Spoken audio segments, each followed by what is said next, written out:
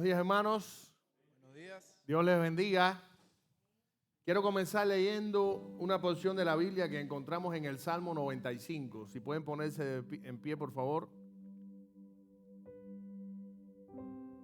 Cántico de alabanza y adoración. Dice así la palabra de Dios. Venid, aclamemos alegremente a Jehová. Cantemos con júbilo a la roca de nuestra salvación. Lleguemos ante su presencia con alabanza. Aclamémosle con cánticos, porque Jehová es Dios grande y Rey grande sobre todos los dioses. Porque en su mano están las profundidades de la tierra y las alturas de los montes son suyas. Suyo también es el mar, pues él lo hizo, y sus manos formaron la tierra seca. Venid, adoremos y postrémonos, arrodillémonos delante de Jehová, nuestro Hacedor. El salmista aquí nos insta, nos exhorta a alabar a Dios. Entre otras cosas porque es el creador de todo lo que existe, incluyendo nosotros. Nosotros vivimos porque Él nos dio la vida. Usted puede coger ahora un montón de células, tratar de darle vida de alguna manera, artificial, lo que sea, pero nadie puede soplar al espíritu de vida en un cuerpo excepto Dios. Por eso ese es uno de los tantos motivos que tenemos para alabarle. Y hoy queremos comenzar este culto haciendo un llamado a la adoración, a la reverencia, a la alabanza. Hay muchos motivos por los cuales podemos darle gracias a Dios. Piense ahora mismo. Y lo que queremos es alabar a Dios durante todo el culto, adorar a Dios durante todo el culto, con lo que pensamos, con la actitud que tengamos durante el culto, con lo que hay en nuestros corazones, con la manera en que podamos alabar juntos, la atención que le prestemos a la palabra de Dios. Todo lo que hagamos, todo lo que pensemos, todo lo que digamos, que esté enfocado en honrar a Dios. Así que en este espíritu vamos a tener una oración de invocación para comenzar nuestro culto. Señor, gracias porque tú eres bueno y para siempre es tu misericordia. Gracias porque tú nos creaste. Somos tus criaturas. Y aquellos que hemos aceptado a tu Hijo Jesucristo también somos tus hijos. Gracias por la salvación que nos has regalado a través de Jesucristo. Gracias por la vida que nos has dado. Gracias por estar aquí en este lugar, alabando y glorificando tu nombre libremente. Dios mío, yo te suplico que tú recibas hoy este culto como una ofrenda que te entregamos a ti. Que borres de nuestras vidas todo aquello que interrumpa nuestra alabanza, nuestra comunión contigo. Que apures los pasos de los que no han llegado. Y que permitas que todos juntos podamos gozarnos en la alabanza hacia ti. Guíanos, bendícenos y perdona nuestras faltas y nuestros pecados. En el nombre de Jesús. Amén. Buenos días, hermanos. Buenos días. En el camino para acá meditaba en la letra de una canción que dice: no hay palabra, no hay música para expresar tu grandeza.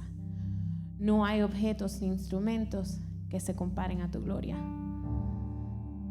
En esta mañana hemos venido a glorificar al Rey de Reyes, al Creador del mundo, al que merece toda la gloria y toda la honra.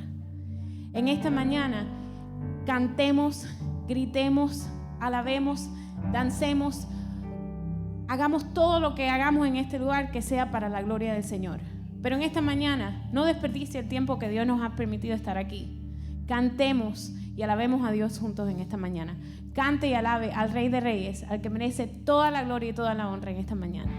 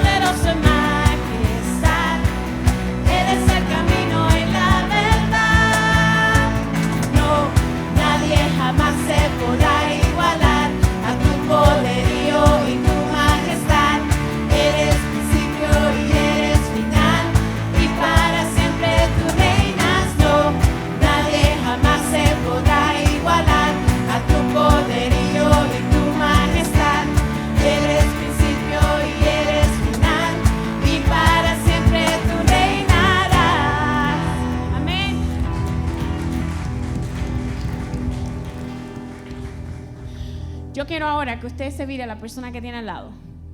Solamente mírela. No tiene que tocarla, no tiene que acercarse, simplemente mírela. Esa persona que está a su lado no es la razón por la cual usted está aquí.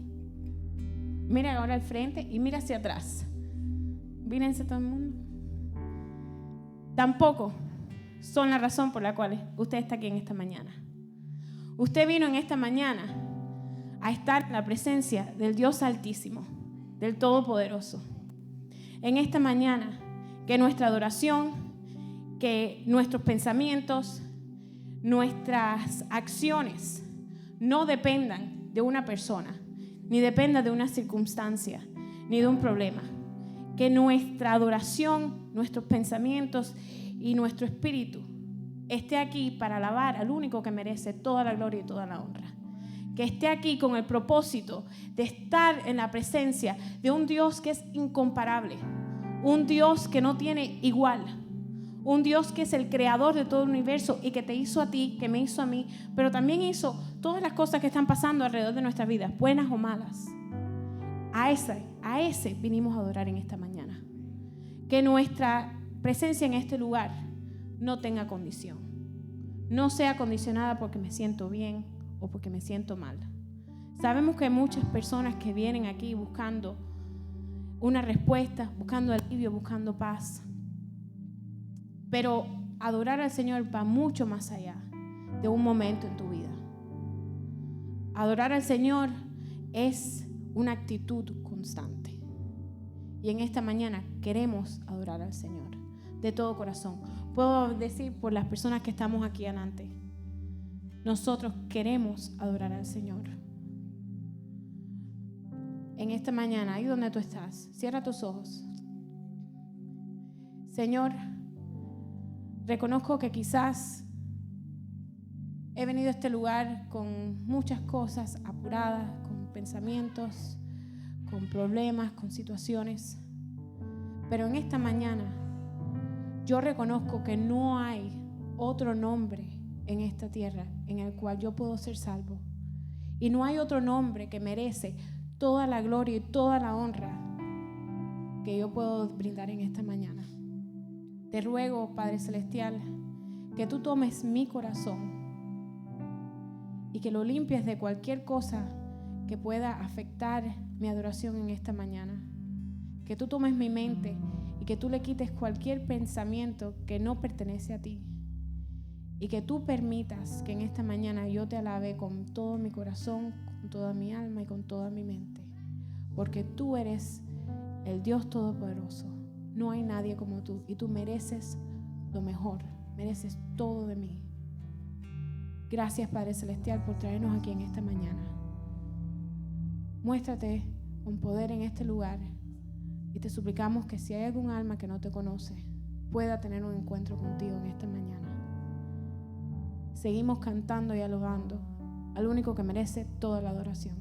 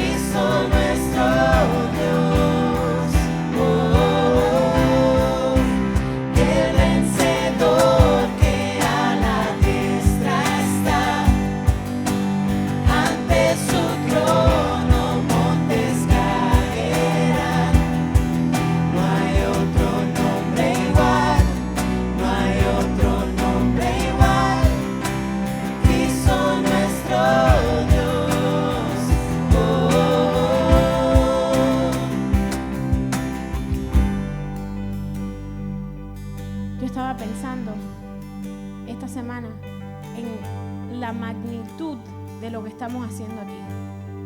Antes de que Cristo fuera a la cruz, los sacerdotes tenían que entrar al lugar santísimo amarrados por si morían delante de la presencia del Señor. Y nosotros podemos disfrutar libremente de tener una relación con el Creador del universo. Eso a mí blows my mind. Blows my mind. Porque qué cosa, unas personas tan impuras de poder llegar al Dios de dioses, al Creador de todo el universo por medio de Jesucristo. Hermanos, si eso no hace temblar su cuerpo, no hay nada en este mundo que lo pueda hacer. Porque que nosotros podamos tener una relación con Dios, aunque seamos pecadores, con el simple acto de aceptar un regalo, no tiene comparación. Qué maravilla de poder disfrutar de la compañía de Dios por medio de Jesucristo, de poder tener vida eterna por ese nombre que es sobre todo nombre, el nombre de Cristo. En esta mañana, hermanos, desgarre su garganta gritando y agradeciéndole a Dios por haber muerto por ti y por mí, para que nosotros pudiéramos alabarlo a Él de todo corazón y de toda mente, de toda alma, con todo lo que somos. Canten esta mañana, desgárrese la garganta, diciendo que no hay otro nombre igual en el cual nosotros podemos ser salvos. No hay otro nombre como el de Cristo. El vencedor. El vencedor que a la diestra está, ante su trono montes caerá. No hay otro nombre igual, no hay otro nombre igual, no hay otro nombre igual, no hay otro nombre igual. Jesús.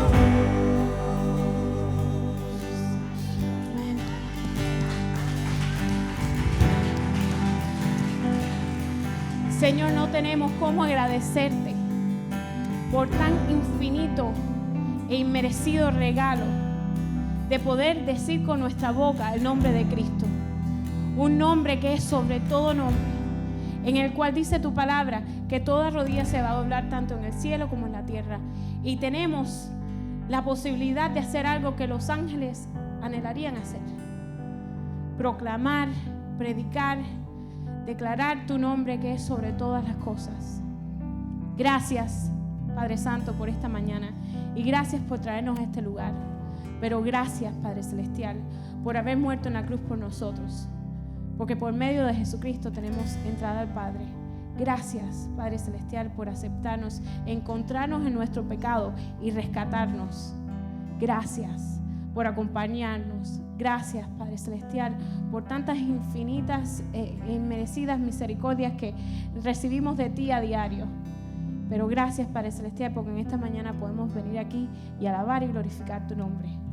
Te suplicamos que tú seas con nuestro pastor, que tú pongas palabra tuya en su boca para que el mensaje que él traiga hable a nuestros corazones. En el nombre de Cristo oramos. Amén. Pueden sentarse, hermanos. Damos gracias a Dios por este tiempo tan especial en el que estamos aquí en su santo templo. Algunos de vacaciones, otros aquí, pero estamos alabando y glorificando a Dios, que es lo importante, ¿eh? Vamos a comenzar con un momento de oración. Dios mío, gracias por este tiempo. Gracias porque tú eres bueno y para siempre es tu misericordia. Ahora ponemos en tus manos, Señor, esta palabra que proviene de ti para que pueda llegar a nuestros corazones y podamos ponerla en práctica en nuestras vidas. Guíanos, bendícenos y perdona nuestras faltas y nuestros pecados. En el nombre de Jesús. Amén. Pues bien, hemos estado predicando. Bueno, la semana pasada fue el día de los. El domingo pasado fue el Día de los Padres. Hicimos un pequeño paréntesis, un stop en nuestra serie sobre las bienaventuranzas. Pero tratemos de ubicarnos un poco en tiempo y espacio 15 días atrás. ¿Ok? Vamos a recordar que estuvimos analizando la segunda bienaventuranza de Cristo. ¿Qué son las bienaventuranzas? Las bienaventuranzas están incluidas, son unas enseñanzas que están incluidas dentro de lo que se conoce como el Sermón del Monte. El Sermón del Monte es una recopilación de enseñanzas que Cristo dio en su momento en una gira evangelística que dio por la región de Galilea. ¿Lo recuerdan? Después que llamó a sus discípulos, Ya Cristo había terminado un buen tiempo de ministerio en la región de Judea. En eso su pariente Juan el Bautista es apresado. Cristo viaja entonces al norte, en Galilea, la región, por cierto, donde se crió. Recuerden que Nazaret era la ciudad donde él vivió hasta los 30 años.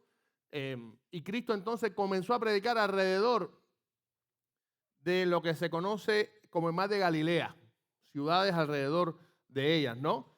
Y entonces en cierto momento la Biblia narra, sobre todo, bueno, ahí lo encontramos en Mateo 5, lo que se conoce como el Sermón del Monte. Cristo introduce este sermón precisamente mencionando las bienaventuranzas.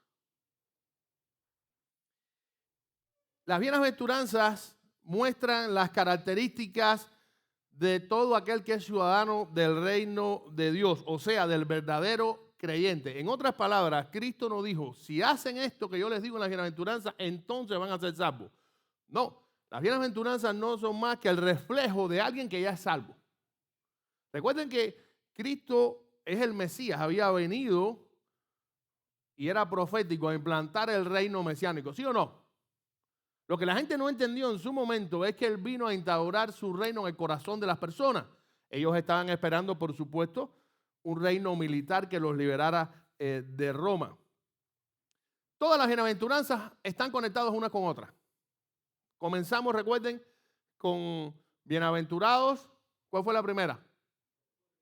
Los pobres en espíritu, porque ellos es el reino de los cielos. ¿Quiénes eran los pobres en espíritu? Aquellos que reconocían su miseria espiritual.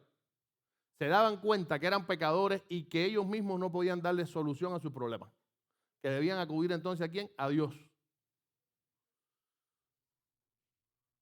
Un verdadero hijo de Dios, un creyente, un ciudadano del reino de los cielos, ante todo, tiene que reconocer su estado pecaminoso. Si no, no puede tomar decisiones respecto a su situación. Decisiones, por supuesto, en las que tiene que estar obligatoriamente Cristo, porque Cristo es la única solución a su problema espiritual. Después vimos, más adelante, que bienaventurados son los que lloran, porque ellos recibirán consolación. Y estuvimos analizando y dimos la idea de que no es llorar por cualquier cosa, no es llorar porque los precios están altos, no es llorar porque me quedé sin trabajo. Aquellos que lloran no son más que los mismos pobres en espíritu, que después de reconocer su miseria espiritual, entonces lloran, se lamentan por su pecado. Va en ascenso la vida espiritual de esta persona, ¿sí o no? Y es entonces que llega la tercera bienaventuranza. Dice Mateo 5:5. Bienaventurados los mansos, porque ellos recibirán la tierra por heredad. Y fíjense, se está hablando aquí de mansedumbre. Los mansos son aquellos que hacen mansedumbre, que practican la mansedumbre. Y esta idea de mansedumbre que Jesús estaba enseñando en esta tercera bienaventuranza era totalmente contraria al pensamiento religioso de la época en la nación de Israel. ¿Por qué les digo esto? Porque el pensamiento judío de que el Mesías llegara y destruyera al resto de las naciones e implantara su reino mesiánico venía desde la época en que los judíos fueron subyugados por los griegos. ¿Ok? Después tuvieron un tiempo de cierta libertad, algunas décadas, en la famosa revolución de los macabeos. ¿Se acuerdan que estuvimos hablando de esto? Y pensaron que entonces ahí podría venir el Mesías. Pero en el año 63 a.C. se apareció el general romano Pompeyo con las huestes romanas imparables y anexó Palestina. Se anexó Palestina al imperio. Por lo tanto, los judíos entonces tenían un nuevo amo, los romanos, que aunque eran bastante condescendientes con las naciones a las que sometían, indudablemente nadie quiere ser esclavo. Y los judíos estaban, ¿qué cosa? Molestos, porque habían sido sometidos por el imperio romano. Más que nunca entonces esperaban ellos que llegara el Mesías a rescatarlos. Pero llama la atención que los grandes grupos de la época tenían el mismo anhelo respecto al Mesías, pero tenían distintas formas de reaccionar ante el problema de la opresión romana. Así las cosas, podemos ver que para los fariseos, un gran grupo religioso, alrededor de 6.000 en la época de Cristo, eran aquellas personas legalistas que enseñaban la ley rajatabla, estas personas que trataban de buscar en las Escrituras y de escudriñar las Escrituras y enseñar al pueblo. Por cierto, enemigos de Cristo tremendo, porque por un lado enseñaban mucho la Escritura y por detrás eran unos hipócritas, tremendos pecadores que trataban de ocultar sus pecados a través de sus buenas acciones. Pero ellos tenían mucha fama. Los fariseos eran un grupo importante en época de Cristo y ellos pensaban simplemente que aquellos que trabajaban para el imperio romano, como los publicanos, eran unos pecadores sin perdón y que eran también unos blasfemos y unos traidores. Para los saduceos, en cambio, que eran la clase sacerdotal, estas eran personas de la alcurnia religiosa, los sumos sacerdotes, los levitas de la época, casi todos eran saduceos, o muchos eran saduceos. Resulta que para ellos se podía negociar con Roma. Y quizás por ahí podía venir la solución. Eso era lo que hacían ellos. De hecho, eran títeres prácticamente de Roma. Y estaban también los famosos celotes. ¿Han oído escuchar de los celotes? De hecho, hay un discípulo, cuando usted le dice Simón el celote, no, el hombre no era de Celotia. Eso no existe. Es el lugar donde viven. No, los celotes eran un grupo reaccionario, yo diría que paramilitar de la época, que entendían que la única solución para librarse de Roma era ¿qué cosa? La lucha armada. Se cree que los celotes siempre llevaban una daga escondida para si veían por los alrededores algún soldado romano suelto ahí mismo, lo mataban, aunque sea poquito a poquito. De hecho, cuando en el año 70 Roma viene, general Tito viene y destruye Jerusalén, fue debido a una revolución de los celotes. Todo el mundo tenía su propio concepto de qué debía ser el Mesías para liberarlos de Roma. Por eso cuando Cristo menciona las bienaventuranzas, incluyendo la que vamos a ver hoy, ninguno de estos grupos les parecía que él fuera el Mesías. Y mucho menos se utilizaba un mensaje en el que decía que los ciudadanos de su reino, del reino que él venía a implantar, debían ser pobres en espíritu, debían llorar y ahora debían ser mansos. Simplemente el orgullo de los fariseos, la ambición de los saduceos y la violencia de los celotes evitaba que ellos pudieran darse cuenta que la mansedumbre es imprescindible en el reino de Dios. He titulado el sermón de hoy, Vivamos en mansedumbre. Escuche bien, vivamos en mansedumbre. Y usted podrá decir, ¿qué es la mansedumbre en sí? Bueno, una persona mansa es aquel que es de naturaleza apacible y tranquila, de condición benigna y suave, según el diccionario. ¿Ok? Repito, una persona mansa es aquella persona que es de naturaleza apacible y tranquila, de condición benigna y suave. Y usted puede decir, yo conozco algunas cuantas personas mansas. Cuidado, vamos a ver qué dice la Biblia. Pero me llama la atención que la palabra que se utiliza aquí en esta bienaventuranza, que se traduce como manso, bienaventurados los mansos, en el griego original es la palabra praus. Y fíjense qué interesante. Esta palabra, cuando uno va al griego, la idea que transmite es poder bajo control. ¿Estamos escuchando bien? O sea, la mansedumbre de la que habla aquí Cristo, cuando vamos al original griego, la idea que transmite esta palabra que se traduce como mansedumbre es poder bajo control. Y fíjense, era la palabra que se utilizaba en la época de los griegos, en aquella época, para nombrar a aquel potro salvaje que era domesticado. Un caballo. ¿Ok? ¿Han visto alguna vez domar un caballo salvaje? Es dificilísimo. ¿Ustedes han visto las montas de toros en los rodeos? ¿Verdad que es impresionante? Ahora me da gracia porque los que montan los toros se ponen casco. En la época mía era sombrero. Si te das un golpe en la cabeza, a lo mejor te quedabas ahí mismo. Pero déjeme decirle, a mi criterio muy personal, yo nunca he montado un toro ni creo montarlo. ¿Han visto alguna vez la monta de caballo salvaje? ¿Cuántos lo han visto? Para mí es más impresionante que el de toro. El caballo es algo, un caballo que no está domesticado es increíble eso. Es increíble. Bueno, la definición que los griegos utilizaban para manso tenía relación, la idea que se transmitía era la de un caballo que ya había sido domado. Recuerden, poder bajo control. Un caballo domesticado es muy poderoso, tiene mucha fuerza, pero es dominado. Ese poder es dominado, es domesticado.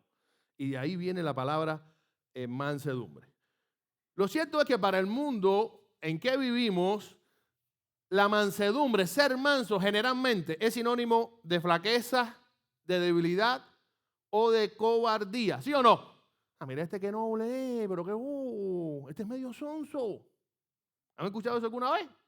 Mira esto, como se dejó agitar de pronto la plaza esta de trabajo, no la luchó. O mire qué clase, qué más negocio hizo. Es que lo engañaron, es que él es demasiado manso. Sin embargo, cuando vamos a la Biblia, la mansedumbre no es una flaqueza, no es una debilidad. Al contrario, dice la Biblia que en su momento no había un hombre más manso que Moisés. ¿Lo recuerdan? El famoso libertador del pueblo de Israel. En Números 12:3 decía, y aquel varón Moisés era muy manso, más que todos los hombres que había sobre la tierra. ¿Por qué Moisés era manso?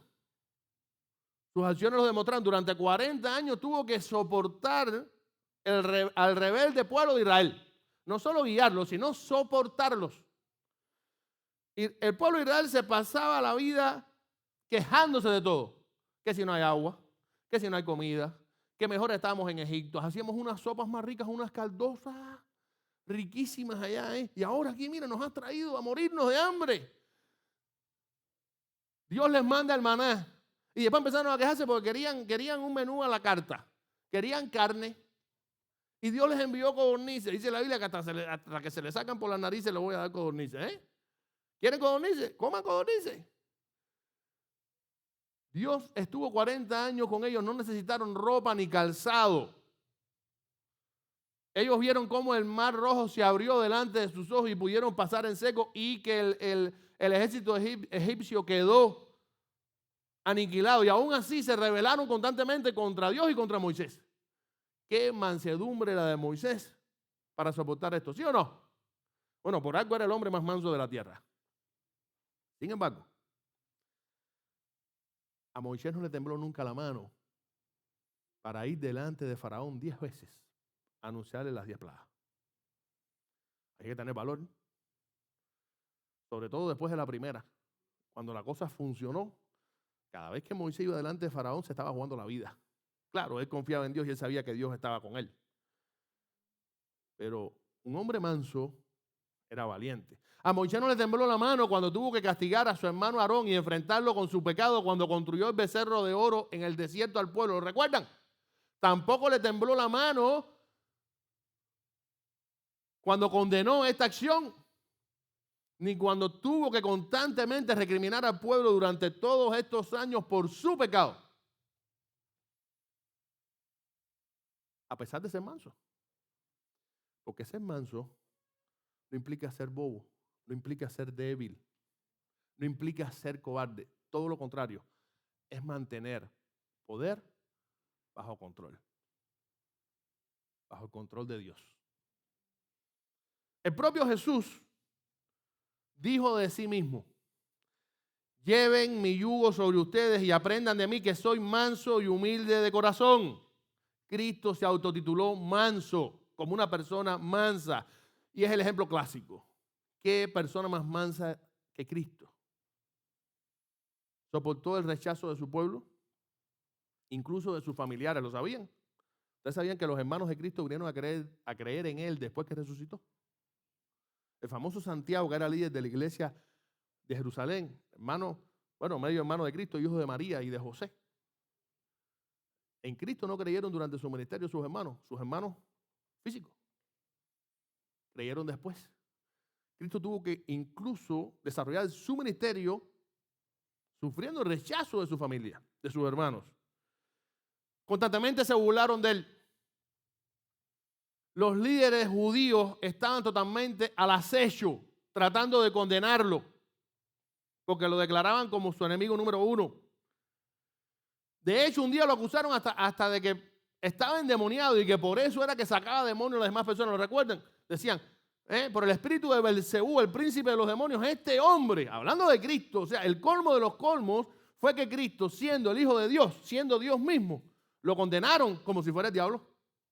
Todo esto tuvo que soportar Jesucristo y más aún soportar una cruz injusta, aunque por supuesto necesaria, a eso vino Él, pero tuvo que soportar las burlas, las blasfemias y tuvo que soportar que la misma gente a la que les predicó, a las que sanó, y muchas de esa gente que quizás unos días antes habían clamado en su entrada triunfal, Hosanna al Hijo de David, que le gritaran, crucifícale. Cristo tuvo que soportar todo eso. ¡Qué mansedumbre! Cuando estuvo frente a Herodes, no abrió su boca para defenderse. Se comportó como una oveja que iba siendo llevada al matadero, como dice la Biblia. Sin embargo, esto no impidió que Cristo predicara con autoridad, con una autoridad tal que la gente entendía, incluso sus enemigos, y lo habíamos visto en el sermón de la semana antes pasada, aún sus enemigos se maravillaban por la autoridad con que Cristo predicaba. ¿Lo recuerdan?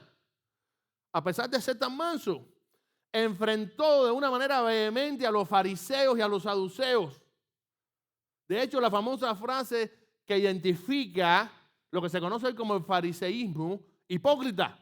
¿Quién la dijo? Cristo los llamó hipócrita en su cara, que en su momento era un término bien difícil, bien duro, porque de hecho era lo que eran esta gente, unos hipócritas.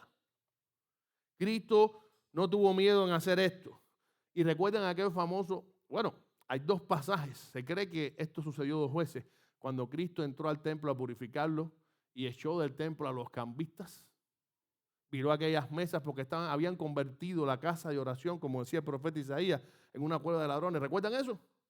Se cree que al principio de su ministerio y en la semana en que murió, Cristo expulsó a los cambistas y a los mercaderes del templo, siendo tan manso. Incluso en el caso de Cristo, siendo aún sin pecado, porque Moisés fue pecador, pero Cristo no. La mansedumbre es poder bajo control. Por eso es que Pablo les recordó a los cristianos de Éfeso que debían ser humildes y mansos. Pablo sabía lo que pedía. Pablo sabía lo que decía. Por lo tanto, debemos entender algo. Que para un verdadero cristiano, como aquellos que hemos aceptado a Cristo, para un verdadero cristiano, ser manso significa al menos 3 cosas. La primera de ellas es que ser manso significa, escuchen esto, someterse totalmente a Dios. Poder bajo control. ¿Lo recuerdan? El concepto griego.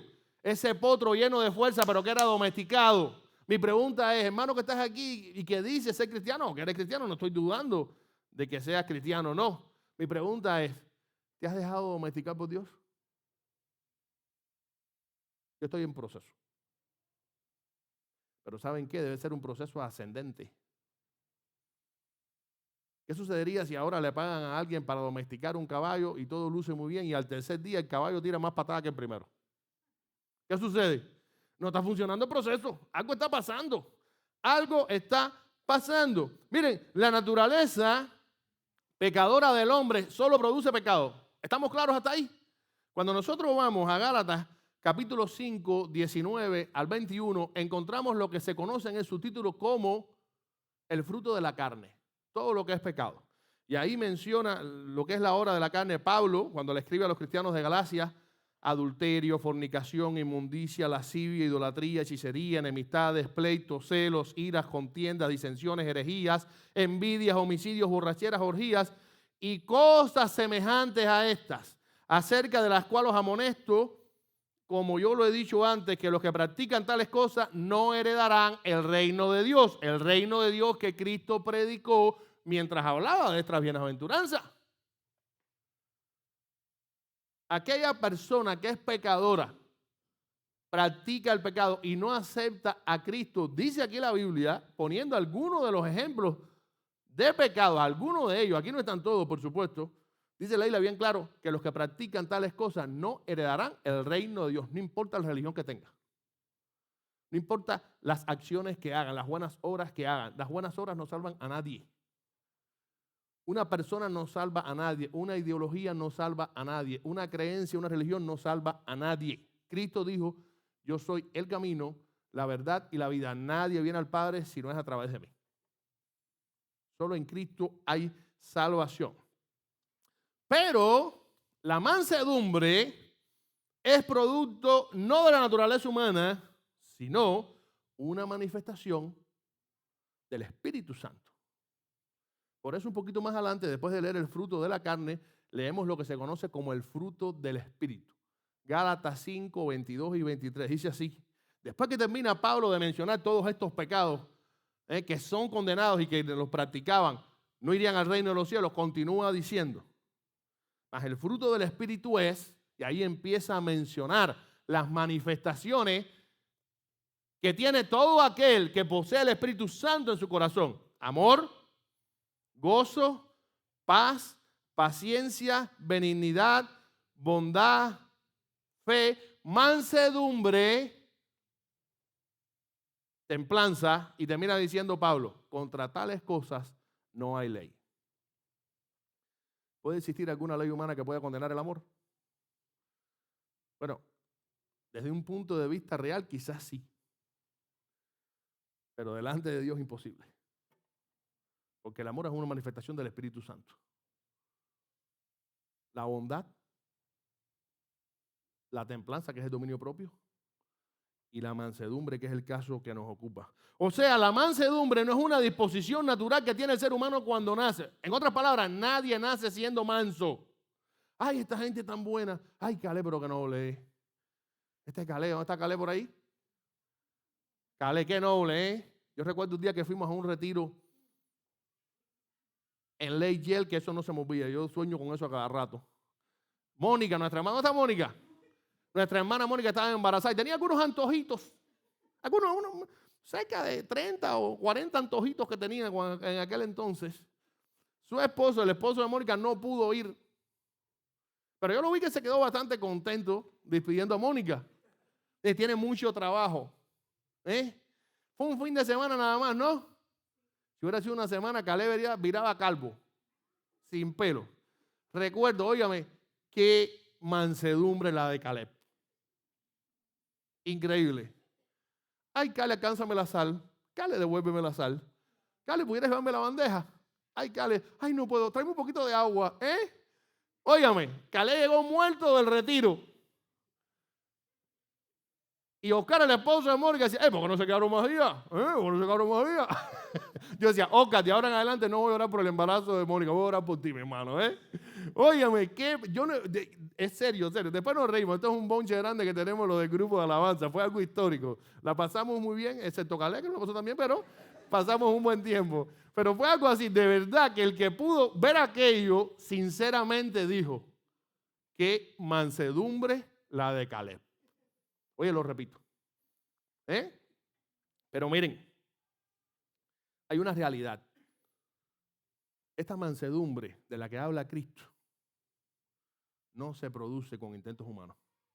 El hombre no la puede producir aunque la intente imitar. Porque es producto exclusivamente de la acción del Espíritu Santo en el creyente. En otras palabras, si usted no ha aceptado a Cristo y no tiene el Espíritu Santo en su corazón, por muy bueno que aparente ser, usted no es manso. Porque la fuente de su mansedumbre no es el Espíritu Santo. Y la mansedumbre de la que habla Cristo aquí los que son bendecidos por ser mansos son solo aquellos que son mansos como resultado del Espíritu Santo en su corazón. Por tanto, la mansedumbre no es algo puramente externo, no es una mera expresión, no es un método de comportamiento que el hombre puede tratar de imitar como estrategia para aparentar ser bueno. No es solamente decir, yo soporto esta ofensa porque no me queda más remedio, porque si no me botan del trabajo, voy a hacerme bueno o voy a intentar serlo. Voy a resignarme porque vivo en un mundo muy cruel y necesito sobrevivir. No, eso no es mansedumbre. Mansedumbre es llegar a resistir todas estas cosas, pero de buen agrado, como resultado de nuestro sometimiento total a Dios. Y ahí está la diferencia. Dice primera de Pedro 3, 15 y 16. Pedro aconsejando a cristianos de aquella época. Honren en su corazón a Cristo como Señor. Tengan una buena conciencia. En otras palabras, lo que ustedes hagan tiene que ser genuino. Tiene que salir del corazón y de la mente. No puede ser algo prefabricado para impresionar a nadie, porque al fin y al cabo, ¿saben quién es nuestro juez? Es Dios. Y ¿saben una cosa? A Dios nunca lo vamos a impresionar. ¿Podrá usted impresionar a Dios con algo? No, imposible. Este tipo de actitud que Pedro aconseja a los cristianos implica una actitud interna, una actitud del Espíritu. Y así es el verdadero cristiano. Manso y por lo tanto bendecido, feliz, bienaventurado. Y ¿saben una cosa? Someterse a Dios implica, entre otras cosas, someterse a su palabra. Cuando nosotros nos referimos a la Biblia, estamos hablando de la palabra ¿de quién? De Dios. Cuando leemos las profecías, Daniel escribió lo que quiso o fue inspirado por el Espíritu Santo. Fue inspirado. Cuando leemos los evangelios, el evangelio de Lucas escribió lo que a él le pareció. Utilizó su estilo, sus fuentes de investigación, pero fue el Espíritu Santo quien le reveló lo que debía escribir. Por tanto, creemos que la Biblia, como leemos en Hebreo, es viva y es eficaz. Y es como una espada de doble filo. Porque la Biblia es Dios mismo hablando a través de la persona. ¿Qué les parece? La Biblia es el propio Dios comunicándose con la humanidad. Miren, el manso es sumiso y obediente a la palabra de Dios, procurando constantemente imitar el carácter de Cristo. Él se somete a Dios porque, entre otras cosas, se somete a su palabra. Y la palabra nos indica que debemos ser obedientes. Y la meta del creyente es imitar el carácter de Cristo. Recuerden cuando Pablo decía ser imitadores de mí como yo de Cristo. Eso es santidad. Un proceso que el cristiano vive constantemente. El manso vive constantemente, intentando ser como Cristo cada día. La santificación no va a terminar nunca en esta tierra hasta que no seamos glorificados y vivamos ya para siempre con Cristo en el cielo, con cuerpos ya glorificados, libres de muerte, pecado y dolor. Mientras tanto, tenemos que luchar con el pecado a diario. Miren, el manso se somete a la palabra de Dios no para aprovecharse de ella oportunistamente, ni para intentar buscar en la Biblia un pasaje que justifique su pecado. Ustedes saben que hay personas que se la pasan escarbando en la Biblia intentando justificar algo que están haciendo que saben que no está bien. ¿Conocen los casos o no? Quizás nosotros mismos alguna vez hemos hecho eso. Yo lo he hecho. Algún día estás haciendo algo que no sabes si está bien o mal, te parece que está mal, pero por otro lado no quieres dejar de hacerlo porque te reporta cierto beneficio. Y por lo tanto intentas buscar alguna historia aunque sea en el Antiguo Testamento. A ver si hay un caso parecido, como una especie de precedente judicial que me ayude a sentar cierta base en mi corazón para autoconsolarme y decir, bueno, esto no está tan mal hecho lo que estoy haciendo porque fulano lo hizo. No, la persona mansa no acude a la Biblia para justificar su pecado. Acude para ser sumiso y obediente a su palabra y para imitar el carácter de Cristo. Por eso leemos en el Salmo 1, los 2 primeros versículos, Bienaventurado el varón que no anduvo en consejo de malos, ni estuvo en camino de pecadores, ni en silla de escarnecedores se ha sentado. Y ahora viene la parte sabrosa de este pasaje. Sino que en la ley de Jehová está su delicia, y en su ley medita de día y de noche. La bienaventuranza viene sobre aquellos, no que leen la Biblia, porque leerla puede cualquiera, sino que en la Biblia, en la palabra de Dios, está su delicia, se deleita. Una cosa es comerte un boniato sancochado y otra cosa es disfrutar comértelo. Yo personalmente lo disfruto. Aunque usted no lo crea así, yo disfruto, me encanta el boniato sancochado. También otras cosas, ¿no? Cuando usted me invite no me den nada más boniato sancochado. Pero se dan cuenta de lo que estoy diciendo. Yo recuerdo cuando estábamos en Cuba, que a veces los menús eran suculentos y mi mamá decía, hay que comerse la comida. Hay que comerse la comida. Y yo veía que mi mamá a la de ella le daba vuelta. Cuando tocaba el menú arroz con salsita. Mi mamá se hacía una limonada, iba al patio y empezaba a revolver ahí, esperando a ver si nosotros nos comíamos la comida aquella. Para cuando nosotros le damos vuelta, ella sacarla y esto hay que se lo coma, Pero bueno, una cosa es comerse algo porque no te queda más remedio. Y otra cosa es disfrutar un banquete. Para el manso, la Biblia es un banquete espiritual. Él la disfruta. Y dice la Biblia más adelante, ahí en este pasaje, y medita en su ley de día y de noche. Meditar es bucear en la palabra, profundizar, buscar el espíritu de la letra. Ir más allá de una mera lectura, para que yo mismo dé mi propia interpretación. Ay, a mí me parece esto. ¿Y qué le parece a Dios de lo que leíste? Medita. Esos son los bienaventurados.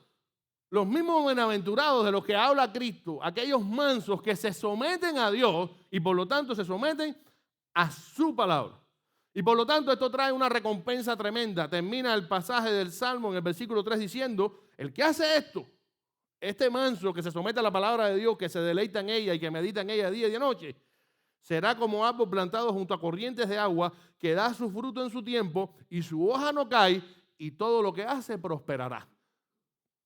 El salmista ilustra la vida de esta persona que se somete a la palabra de Dios como un árbol que da fruto, que recibe corrientes de agua y que entonces sus raíces se alimentan y puede dar fruto tremendamente. Bueno, una persona que reconoce su miseria espiritual debido al pecado, los pobres en espíritu, no solo llora por su situación espiritual, aquellos que lloran y son consolados, sino que además somete totalmente su vida a Dios en sintonía y obediencia a su santa palabra. Esta es la primera característica de los mansos. La segunda característica, poseer una idea acertada acerca de sí mismo. Los mansos, entre otras cosas, poseen una idea realista, una idea adecuada, una idea acertada sobre sí mismos. ¿Cuánta gente equivocada hay en este mundo? ¿A cuánto les gustan los shows de America's Got Talent, X Factor o cualquier país Got Talent? ¿A cuánto les gusta? A mí me encanta. Yo veo cada rato videos y yo no me canso de ver el video de Susan Boyle.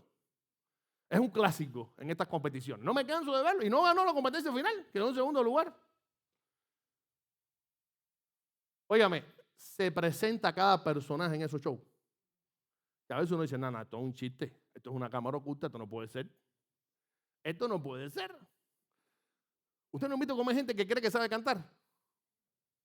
Imagino que Dani se ha encontrado en su vida de músico algunas personas que le dicen, hermano, el Señor me ha revelado que quiero cantar en el coro o en el grupo de alabanza.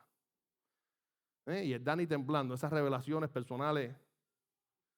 Y un día llegué en Cuba, donde había el presidente de las Sociedades Bíblicas Unidas en Cuba, un pastor amigo de mi papá, y me hacía los cuentos que llegaban mucha gente diciéndole, pastor, con la escasez de Biblia que había en Cuba, todo el mundo llegaba, Dios me reveló que usted me va a regalar una Biblia, pero no era cualquier Biblia, la Biblia de estudio Thompson, que en aquel momento, entonces él tenía que decirle siempre, ¿sabe una cosa, hermano? Yo no dudo la revelación de usted respecto a Dios, pero a mí Dios no me ha revelado que yo se la dé.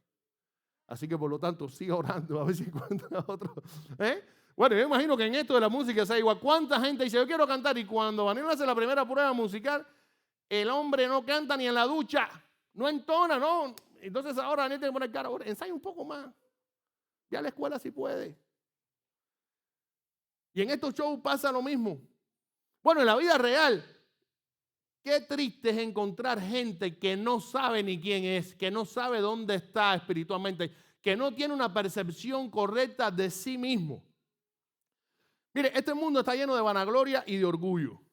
Y esto trae como consecuencia que muchas personas miren por encima del hombro a los demás. ¿A usted le ha pasado o no? ¿A usted nunca lo ha mirado por encima del hombro? Mira este. Mira el parcero este. O mira al analfabeto este. Por cuestiones de raza, de religión, de conocimiento, de estatus social. Este mundo está lleno de vanagloria, de orgullo.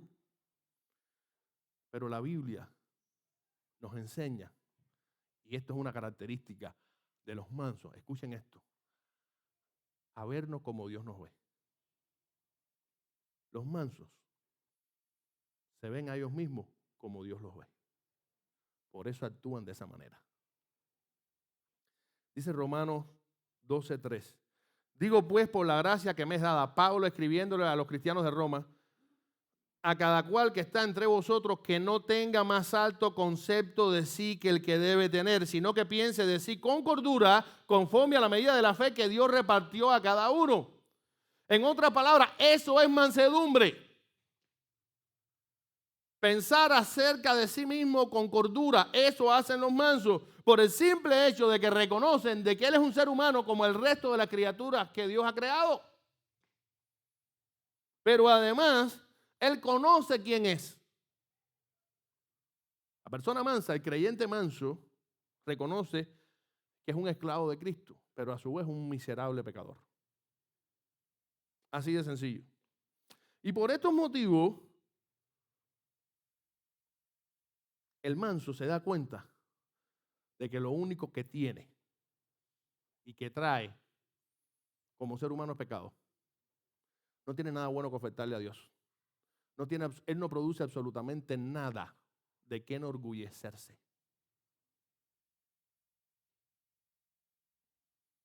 Y como consecuencia, decide no imponerse a nadie. Decide no exigir sus derechos a Dios ni a las personas. Ustedes no han visto gente que son litigiosas. Yo conozco una persona que por todo quiere demandar a todo el mundo. Cada vez que hablo, no, un día fui a la farmacia y no me dieron la medicina a tiempo. ¿Y no los demandaste? No, un día fui a un restaurante, pedí una pizza de pepperoni y nada más tenía 2 pepperoni. ¿Y no los demandaste?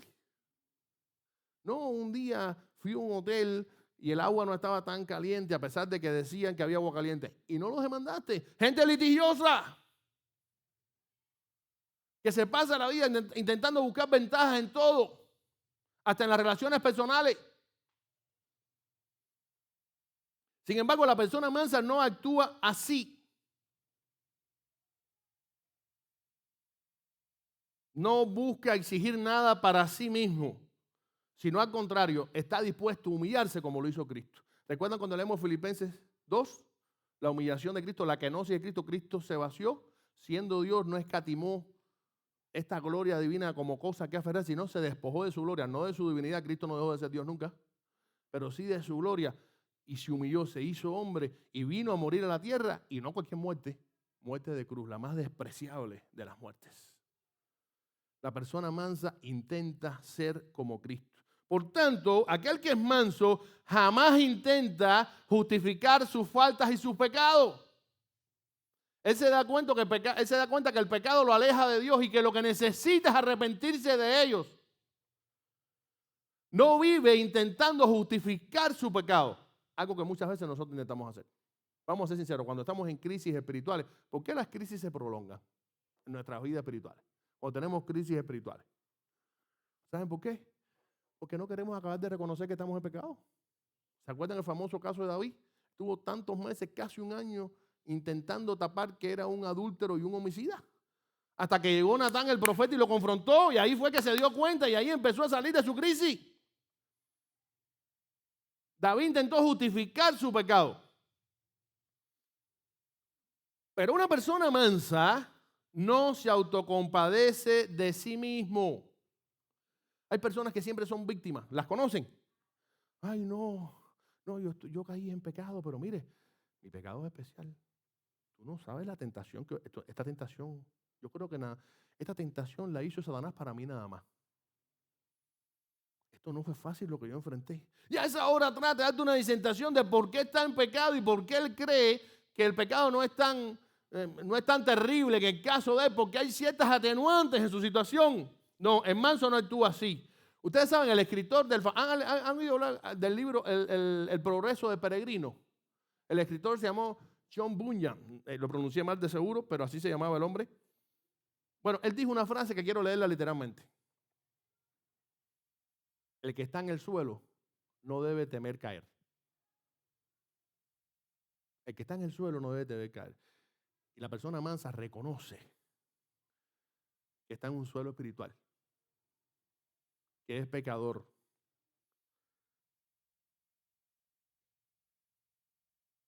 que solo Dios puede rescatarlo. El verdadero creyente, que es bienaventurado, es aquel que practica la mansedumbre sin estar a la defensiva, porque sabe quién es, porque conoce que por la sola gracia de Dios ha sido perdonado y tiene la esperanza de vida eterna. Solo por la gracia de Dios. Él no puede producir absolutamente nada para salir de su situación, de su pobreza espiritual. Pero además, los mansos no se vanaglorian de nada. A veces escuchamos frases como, por ejemplo, es que yo soy muy buena gente. Gente que hacen bien y después dicen, no, es que yo en realidad soy buena gente, me gusta ayudar. ¿Lo ha escuchado o no? O de pronto le dan un reconocimiento y dice, no es para menos, esto lleva trabajo. Lo menos que podían hacer es reconocer. Yo no quiero dinero, ni un premio Nobel, ni nada, pero por lo menos que se me reconozca porque esto lleva su inversión. Es que así, pero tranquilo, así soy yo de humilde, viejo. Yo soy muy humilde. Por lo tanto, tú sabes, no me gusta que me estén destacando. Yo soy muy humilde, viejo. Eso viene en los genes. El viejo mío y mi abuelo también era igual. Para mí que eso va en la sangre. Yo soy humilde de sangre. ¿Se han encontrado gente así? Que les encanta que reconozcan que son buenos. De hecho, hay gente que se especializa en hacer buenas obras para que la gente después comente que qué bueno fulano. Y después lo ponen en Facebook. Pues sí. Entonces ponen cara hasta de humilde. Increíble, intentando impresionar constantemente a la gente. Miren, el verdadero creyente es manso y no se vanagloria de nada. Pablo era un ejemplo de esto. Él dio gloria a Dios por haber sido llamado y haber sido escogido para ser un apóstol sin merecerlo. Porque Pablo, ¿qué cosa era? Un asesino y un perseguidor de cristianos. Una persona que estuvo combatiendo a Dios, pero después que tuvo un encuentro con Jesucristo, se convirtió en el predicador más grande que ha existido y que llevó el evangelio incluso a los gentiles. Por eso en 1 Corintios 4, 12 a 14, palabras textuales de Pablo. Doy gracias al que me fortaleció, a Cristo Jesús nuestro Señor, porque me tuvo por fiel poniéndome en el ministerio, habiendo yo sido antes blasfemo, perseguidor e injuriador, mas fui recibido a misericordia porque lo hice por ignorancia, en incredulidad. Pero la gracia de nuestro Señor Jesús fue más abundante con la fe y el amor que es en Cristo Jesús.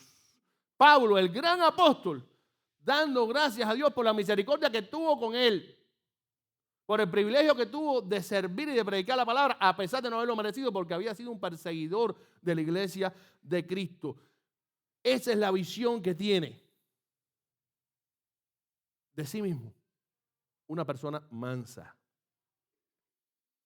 Pero además, una persona mansa, como consecuencia de todo esto, deja todo en manos de Dios.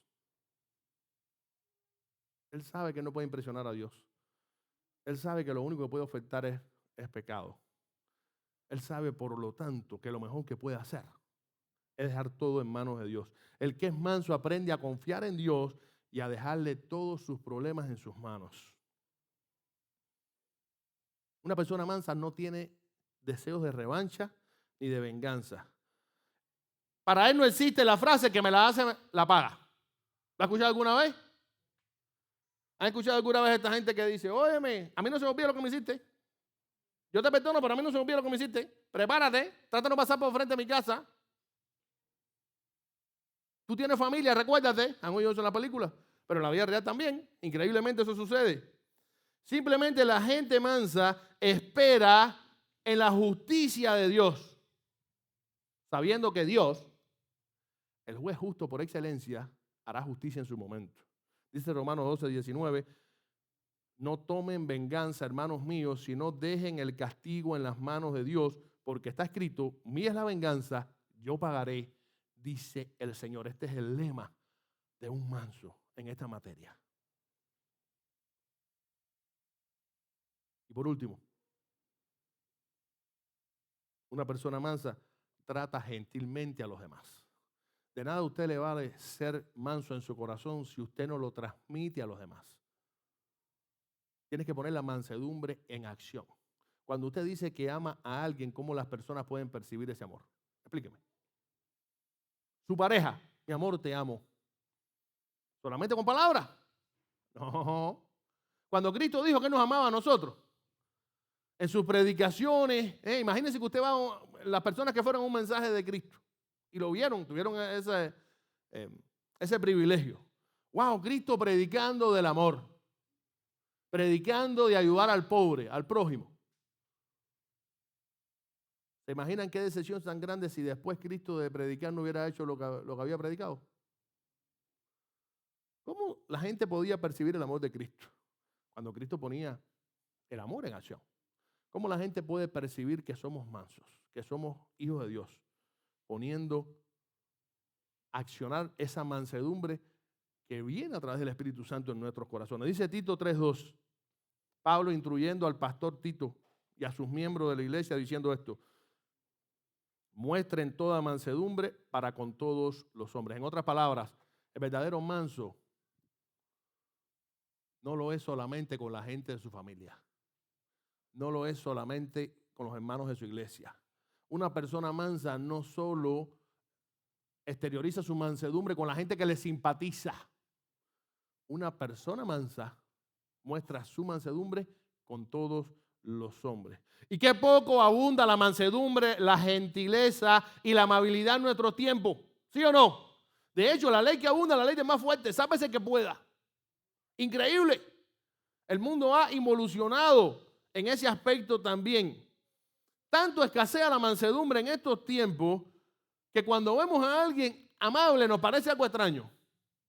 Wow, me abrieron la puerta para entrar, antes de entrar al edificio, se me cayó algo y vino alguien y me dio, mira, se le cayó la billetera, señor, gracias, uno sé qué, este será un extraterrestre, que ahora irá a asaltarme, esto es una estrategia.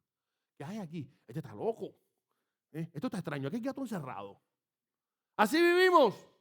Es más, si ahora un jovencito ayuda a una viejita a cruzar la calle, estoy seguro que muchos de sus amigos se van a reír de él. ¿Y lo van a tirar de qué? De flojo, de tonto, de anticuado. Sin embargo, eso es lo que piensa el mundo. Pero el verdadero creyente muestra su mansedumbre a todas las personas que le rodean. Y es que el verdadero creyente no guarda rencor en su corazón. Él destierra el odio de su alma y de esta manera no permite que la amargura lo domine, ni la tristeza. De esta manera la persona mansa está en paz con Dios, en paz consigo mismo y en paz con los demás. Y José es el clásico ejemplo de una persona mansa. ¿Se acuerdan todo lo que le hicieron los hermanos a José? El de la Biblia. Lo vendieron siendo un adolescente y le mintieron al padre diciendo que lo había matado una fiera. José se va como esclavo entonces en una caravana de ismaelitas hasta Egipto. Ahí pasó las 1001, horrible. Estuvo preso, una vieja sinvergüenza le hizo la vida imposible. Sin embargo, José llegó a ser en un momento, por la gracia de Dios, gobernador de todo Egipto. Y años después, cuando entonces la tierra en que estaban sus hermanos cayó en una crisis y el mundo entero, una hambruna general, sus hermanos regresaron, ya sin conocer a José. Él sí conoció a sus hermanos, pero a él no. ¿Por qué? Porque a José dejaron de verlo cuando era un adolescente. Ya era un hombre de más de 30 años. Y aparte, ¿qué se iban a imaginar sus hermanos que él iba a ser? Ese gobernador de Egipto que les iba a dar la bienvenida. Sin embargo, José actuó sin ánimo de venganza, con pura mansedumbre. Por lo tanto, la persona mansa hace bien aún a sus enemigos. Pablo exhortó a los cristianos lo siguiente en Romanos 12, 20 y 21. Así que si tu enemigo tuviere hambre, dale de comer. Si tuviere sed, dale de beber. Pues haciendo esto, aguas de fuego amontonarás sobre su cabeza. No seas vencido de lo malo, sino vence con el bien el mal. Pablo sabía que Cristo había enseñado esto. ¿Te acuerdas cuando Cristo predicó más adelante en el Sermón del Monte? Una de las partes de la predicación es amar a tu enemigo. ¿Lo recuerdan? Que estuvimos hablando de esto hace unos meses atrás. Pablo, ¿ustedes saben por qué él soltó a estas personas a hacer esto, a estos creyentes? Porque tenían el Espíritu Santo en su corazón. Él sabía que esta gente podía amar a sus enemigos porque tenían el Espíritu Santo. Por lo tanto, entre otras cosas, tenían amor, gozo, paz, paciencia, benignidad, bondad, mansedumbre para poder lograr este adjetivo. Es por eso que el hombre manso, en último lugar, sabe perdonar y a su vez pedir perdón. A veces nos es fácil un poco perdonar, pero vamos a ser sinceros. ¿Verdad que es difícil pedir perdón? Digo yo, a mí me es más difícil pedir perdón que perdonar. Yo no sé ustedes, a lo mejor yo soy de otro planeta. Bueno, no necesariamente tiene que ser así, pero es difícil. ¿Por qué? Porque a esa hora el orgullo de uno le da y dice, caramba, yo no me equivoqué tanto, y en realidad yo voy a pedir perdón y voy a quedar como que yo tuve toda la culpa. Y en realidad yo no tuve toda la culpa, yo tuve un 60%, que reconozca el 40%, para estar más o menos, para equiparar la situación, porque si no todo va a quedar como que yo fui malo. Y eso a mí no me conviene, porque en realidad no fue así, eso no es justo. Y entonces nos aferramos a una justicia muy nuestra y no queremos pedir perdón. Y así empieza entonces a distanciarte con esa persona y cuando vienes a ver, has acumulado odio en tu corazón con esa persona y el día que lo ves a lo mejor lo que explota es un problema, un gran problema. Bueno, la persona mansa sabe perdonar y pedir perdón. La Biblia nos dice que debemos perdonar como Dios nos perdonó a nosotros nuestros pecados. De esta manera tenemos que entender que el perdón debe ser real, genuino. Dios perdona en verdad cuando nos perdona a nosotros, no nos perdona de mentira. Pero además el perdón debe ser total. Cuando nosotros vamos delante de Dios no nos perdona nada más algunos pecados. Cristo murió por todos nuestros pecados. Y si le aceptamos, todos nuestros pecados, aún los que no hemos cometido, ya han sido perdonados. Esa es la garantía del creyente.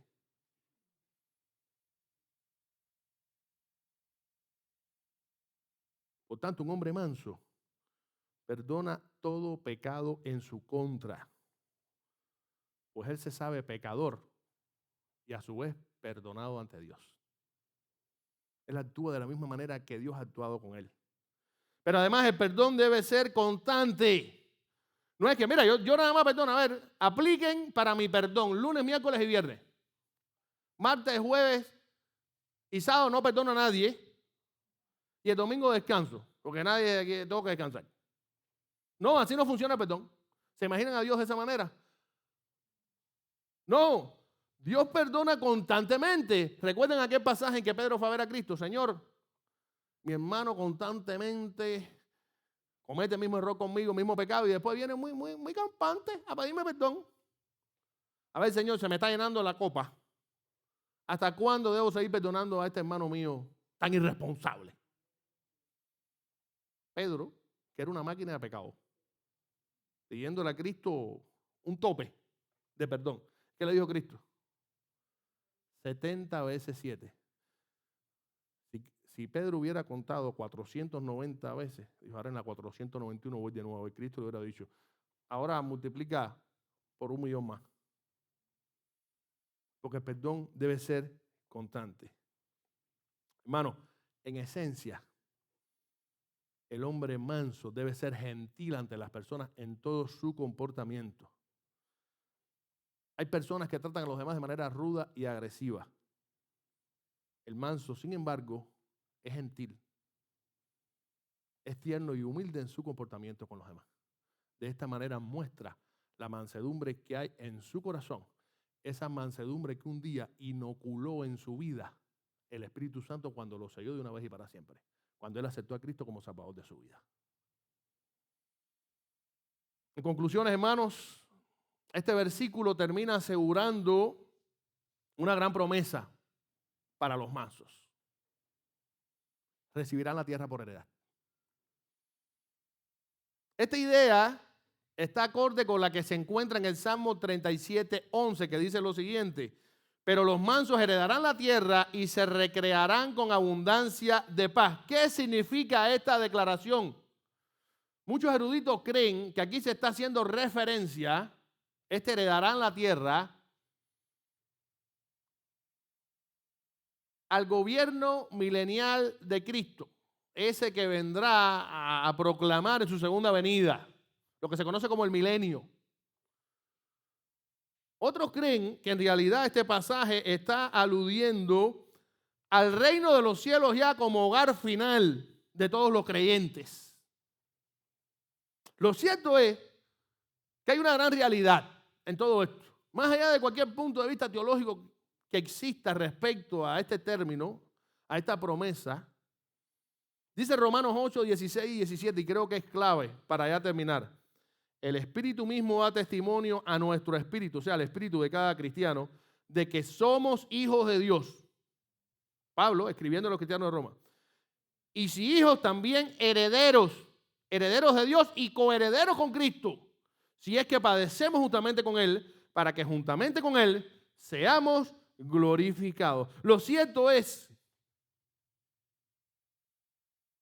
que la mansedumbre es una característica de los creyentes, de aquellos que han aceptado a Cristo. Y sea como sea, eso tendrá una recompensa eterna. Así de sencillo. Hermano, lo cierto es que las características que Cristo resalta en las bienaventuranzas son totalmente antagónicas con los patrones que este mundo ofrece. Este mundo le llama lo bueno malo y a lo malo bueno.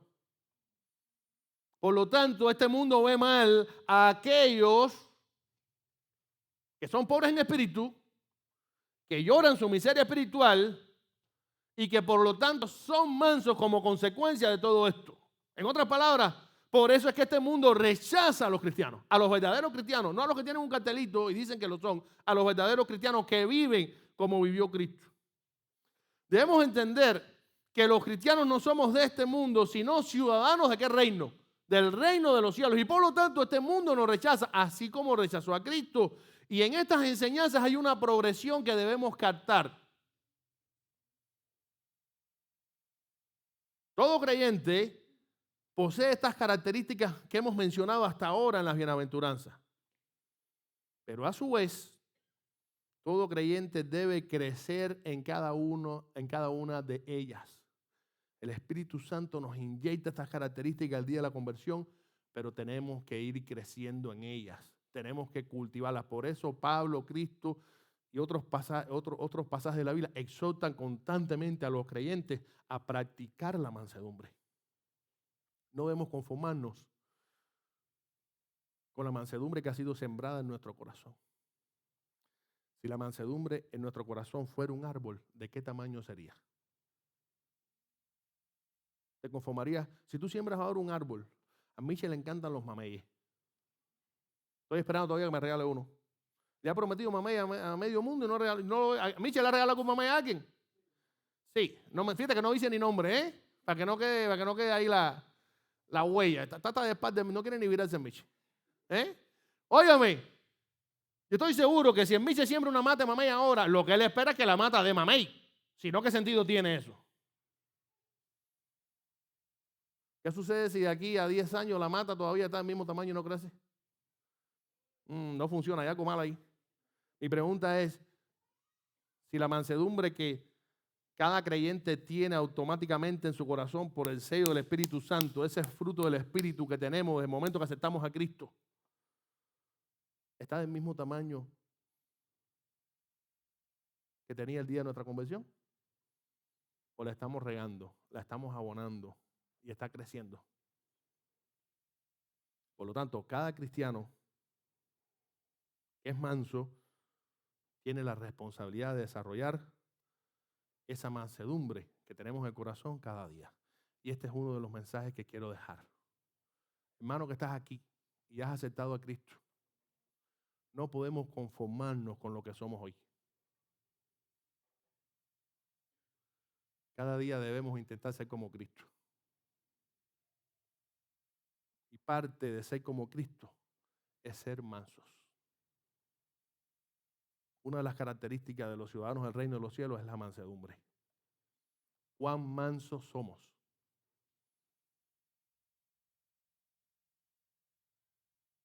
Si existiera el mansonímetro, ¿dónde marcaría? Este es un reto que tenemos como iglesia e individualmente.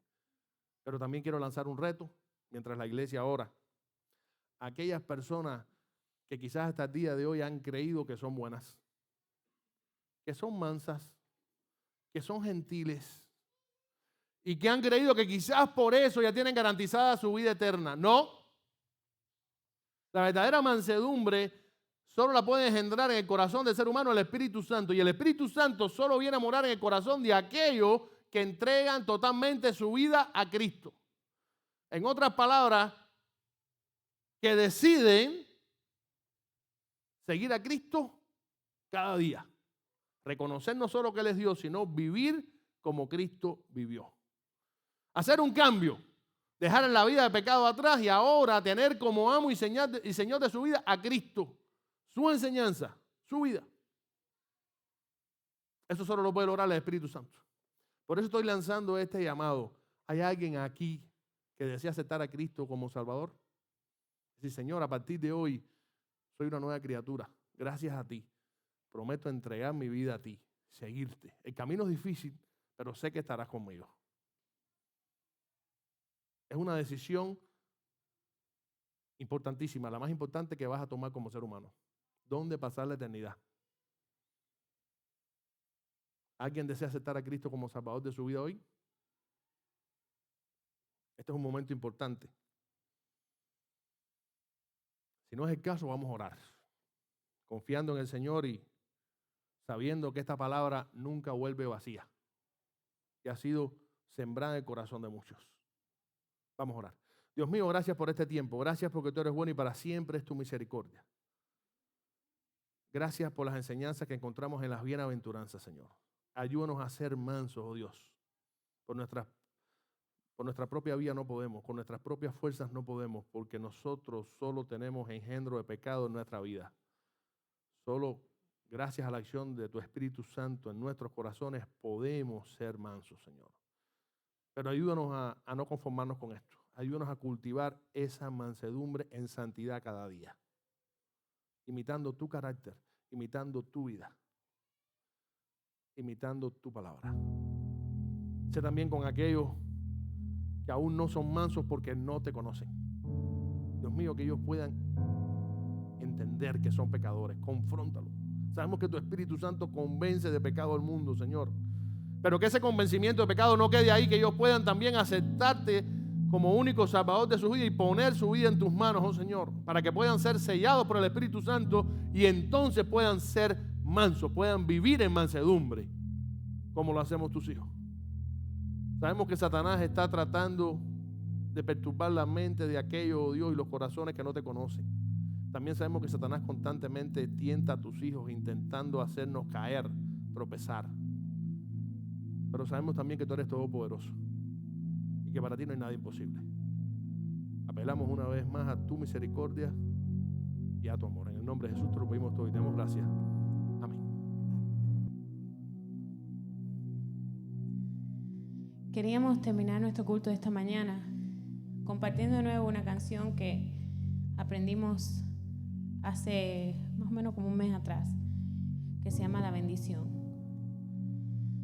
Este fin de semana mi esposo estuvo en un campamento de niños de 6 a 12 años y yo lo acompañé. Y me percaté de algo, de la lucha que hay por las almas de ese niño. Tantas cosas del mundo que quieren arrebatar esas almas para Satanás. Y el trabajo de nosotros de predicarles. Pero no es solamente con los niños, es con cada persona con que nosotros nos cruzamos. La Biblia dice, o le manda a decir al pueblo de Israel, que le repitan la palabra de Él, de día, de noche, en su entrada, en su salida, cuando estén en el campo o cuando estén en la casa. Y muchas veces nosotros no nos percatamos de todo lo demás que dice la palabra, excepto de estas cosas. Donde quiera que vayamos, sea lo que sea que estemos haciendo, repitamos las palabras del Señor, prediquemos, hacémosles a otros escuchar también la palabra del Señor. Cante con nosotros en esta mañana. Dios te bendiga, te guarde, extienda su amor y te muestre favor. Dios te mire con agrado y te muestre su paz. Es nuestro deseo en esta mañana para cada persona que esté aquí. Si su alma todavía no pertenece a Cristo, le pedimos a Él que los guarde, pero que le entreguen a Él todo lo que son y todo lo que tienen.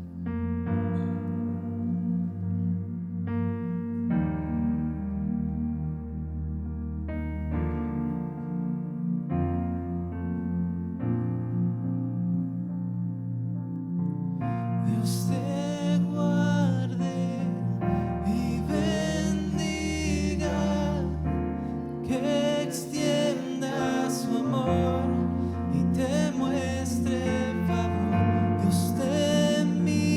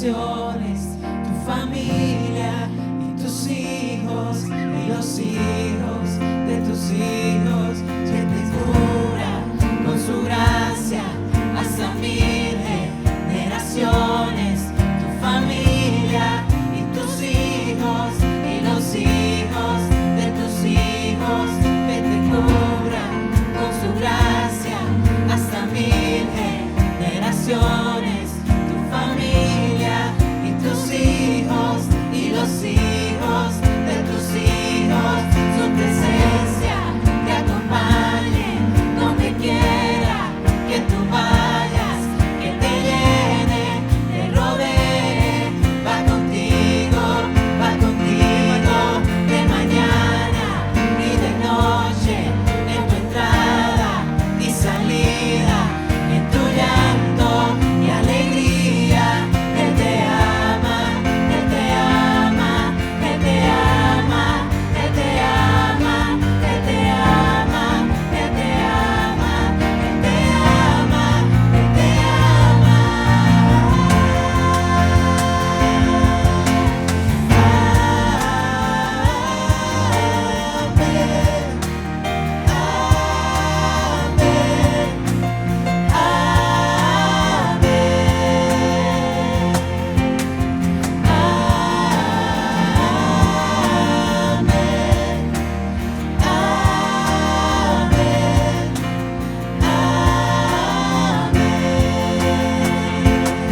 que te cubra con su gracia hasta 1000 generaciones, tu familia y tus hijos y los hijos de tus hijos, su presencia te acompañe donde quiera que tú vayas, que te llene, te rodee, va contigo de mañana y de noche, en tu entrada y salida, en tu llanto y alegría. Él te ama, Él te ama, Él te ama, Él te ama, Él te ama, Él te ama, Él te ama, Él te ama.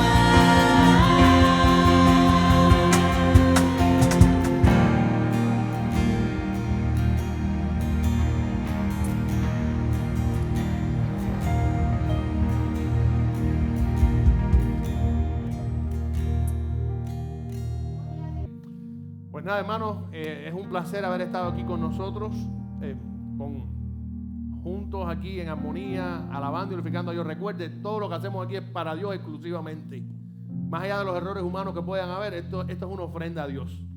Así que gracias por este tiempo. Queremos recordar que este viernes, Dios mediante, vamos a tener culto de oración aquí 8:30 de la noche. Mi pregunta ¿es importante orar? Es imprescindible orar. Por eso seguimos con nuestros retos de 1 hora de oración diaria.